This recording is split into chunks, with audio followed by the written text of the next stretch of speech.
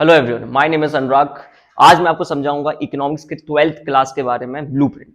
आज अपन पढ़ेंगे ब्लूप्रिंट के बारे में, कैसे अपन को स्मार्ट स्टडी करना है। मेनली अपन को बस हार्ड वर्क नहीं करना, अपन को स्मार्ट स्टडी भी करना है। पेपर का स्ट्रक्चर समझना है, कौन से क्वेश्चन इंपॉर्टेंट होंगे वो समझना है। तो उसी को लेके आज अपन बात करेंगे। तो स्टार्ट करते हैं। तो सबसे पहला है अपना पेपर रहेगा पूरा कितना 3 आवर्स का। आपको 3 आवर्स का टाइम मिलना है, इसको आप पूरा डेडिकेशन के साथ देना है आपको टाइम को। और ये जो रहेगा आपका टोटल 80 मार्क्स का रहेगा। कितने मार्क्स का? 80 मार्क्स का रहेगा। और इसमें 20 मार्क्स का तो आपका प्रोजेक्ट है, वो तो आपको मिल ही गया होगा marks.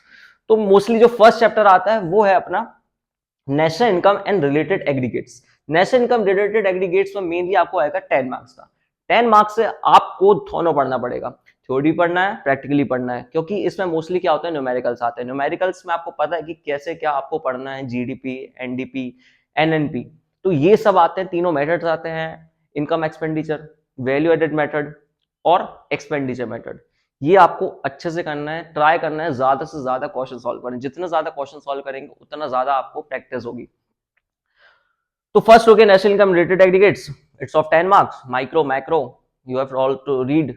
And then we will move to money and banking. Money and banking में क्या होता है, इसमें पूरा थ्योरेटिकल है। आपको पूरा किस में जाना है, थ्योरी में फोर्स करना है। तो ये पूरा आएगा कितना मार्क्स का, 6 मार्क्स का आएगा। आपको ट्राई करना है, कवर करो पूरा central bank, commercial banks. Mostly ये क्वेश्चन होते हैं जो कि आते हैं आपको। देन आता है अपना determination of income and employment. Income and employment बड़ा चैप्टर है जिसको आपको बहुत डीपली रीड करना है। इसमें अलग से यूनिट है डिटर्मिनेशन में, इनकम एंड डिटर्मिनेशन में, और अंदर 3 यूनिट्स हैं। उसको आपको थोड़ी रीड करना है, प्रैक्टिस प्लस इसके प्रैक्टिकल सॉल्व करना है। क्योंकि इससे सबसे ज्यादा केस स्टडीज आती हैं। केस स्टडीज को मिला के टोटल ये सब बन जाता है कितने मार्क्स का, 12 मार्क्स का आता है इससे। तो 12 मार्क्स के लिए आपको डेडिकेशन से पढ़ाई करना है। तो मोस्टली क्या होगा, जितना ज्यादा आप इसको प्रैक्टिस करेंगे उतना ज्यादा आपके लिए फायदा रहेगा। अपन को देख रहे हो कि स्मार्ट वर्क करना है, कि कैसे क्या एलोकेशन है मार्क्स का, उसके अकॉर्डिंग अपन को क्या करना है, तैयारी करना है। तो अपना ये हो गया कितने मार्क्स का, 12 मार्क्स का। तो आप समझ रहे हो कितना ज्यादा टाइम आपको इस चैप्टर में देना है। तो उसके अकॉर्डिंग आपके मार्क्स भी आएंगे। नेक्स्ट आता है government budget and the economy. Government budget में ये होता है कि आप बजट के बारे में पढ़ते हैं, रेवेन्यू, एक्सपेंडिचर, कैसे क्या गवर्नमेंट खर्चा करती है, कैसे क्या गवर्नमेंट के पास रेवेन्यू आता है, पैसा आता है। ये सब पढ़ना है इस चैप्टर में, जो कि कितने मार्क्स का, 6 मार्क्स का। ये पूरा थ्योरेटिकल चैप्टर है, इसको अच्छे से गो थ्रू करो। ये जो एक ऐसा चैप्टर है ना कि आप इसको समझ के करना है। आपको इसमें कुछ रट्टा नहीं मानना है, कुछ बिल्कुल रीड आउट नहीं कर लेना, बस रीड आउट के लिए हो गया। आपको उसको समझ के करना है। जितनी ज्यादा आप चैप्टर्स की रीडिंग करेंगे वो आपके लिए फायदा रहेगा। तो ट्राई करो, ज्यादा से ज्यादा रीडिंग करो, that will be good for you. Okay, the next one is the balance of payment. Balance of payment एक ऐसा चैप्टर है जो कि कैरी करता है 6 मार्क्स। 6 मार्क्स आप पूरे पूरे ले सकते हो easily, just by understanding the import and export of the India economy, how the economy import and export are done, and what are the transaction are done in the country. So you can understand the balance of payment. That will carry 6 marks. It's all full of theoretical. And this is the part B. Part A, it will carry 40 marks. 40 marks carry कर रहा है ये।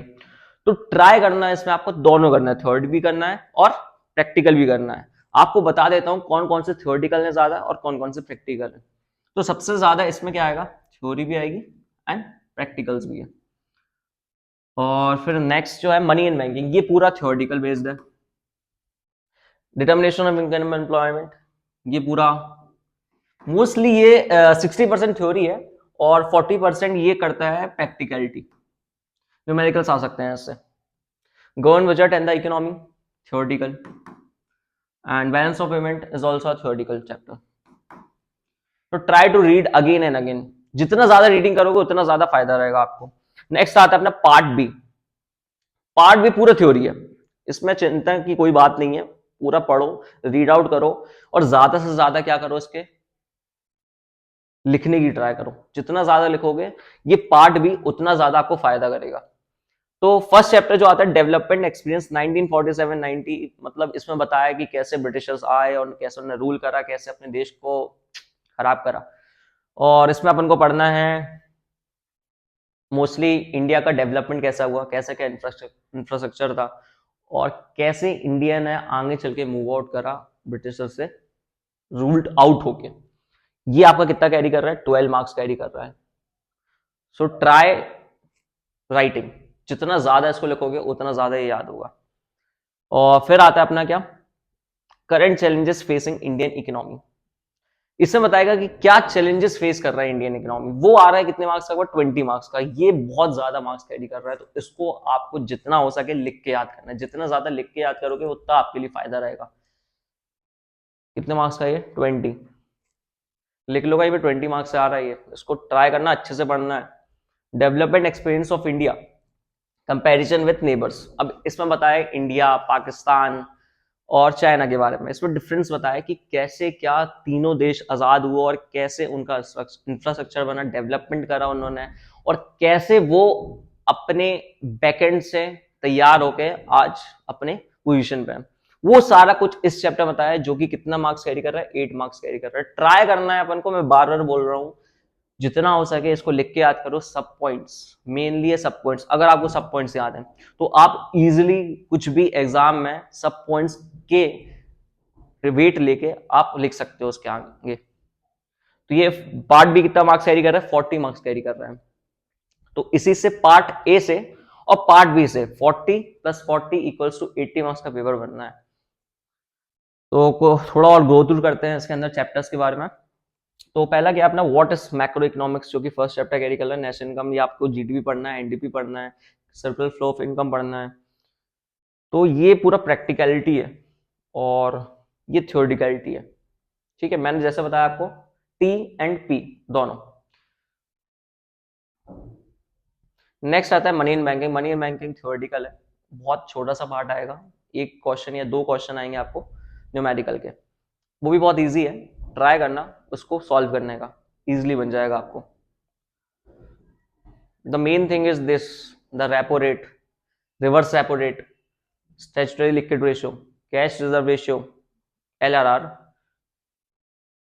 Next, determination of income employment. ये थोड़ा बड़ा chapter है, इसको आपको ट्राई करना है कि पूरा कवर करके जाओ, क्योंकि कितने मार्क्स कैरी कर रहे हैं, 20 मार्क्स कैरी कर रहे हैं।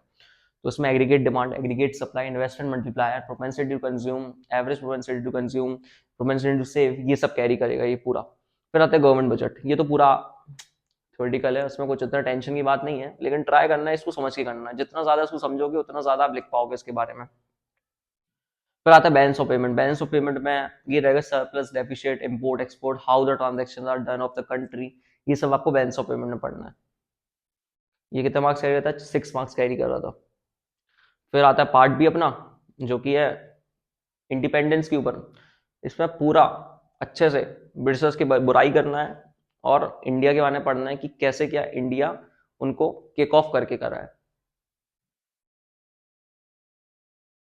Current challenges facing Indian economy, what challenges are faced by Indian economy, ये सब इसके बारे में इसमें पढ़ेंगे। तो ये भी अच्छा कुछ मार्क्स कैरी कर रहा है। Development experience of India, India Pakistan, ये सब बताया है। तो उसी के साथ ही एंड होता है। ट्राई करना जितना हो सके थ्योरी को लिख के करना है और न्यूमेरिकल्स को ज्यादा से ज्यादा सॉल्व करना है। It will help you in paper and try to give your best in exams, and all the best. Keep studying, keep smiling. Thank you.